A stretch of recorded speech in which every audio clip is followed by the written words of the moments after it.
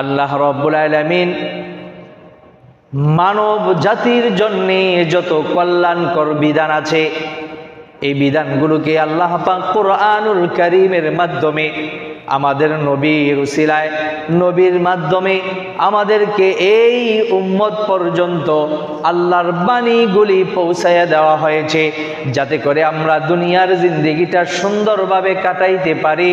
আল্লাহর রসুলের বিধান মোতাবেক যদি চলতে পারি তাহলে দুনিয়া আখিরাত দুইটাই সুন্দর হয়ে যাবে।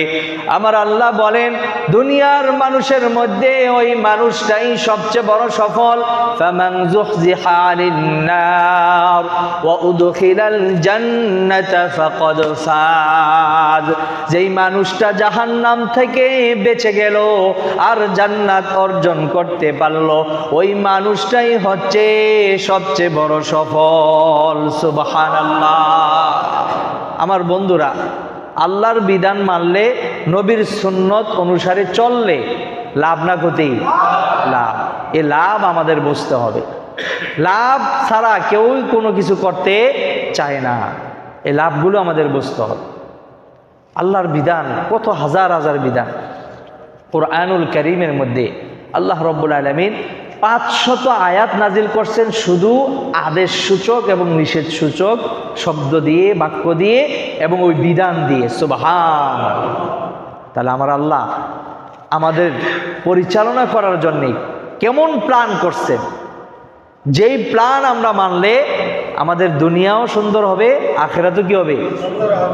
আমার ভাইয়েরা, আপনারা বলতে পারেন যে হুজুর দুনিয়া আখিরাত উভয়টাই সুন্দর, দরকার কি? যে কোনো একটা হইলেই তো হয়। কেউ বলবেন যে হুজুর দুনিয়াই তো আসল। দুনিয়া আসল কাদের কাছে? কাফেরদের কাছে। কাদের কাছে?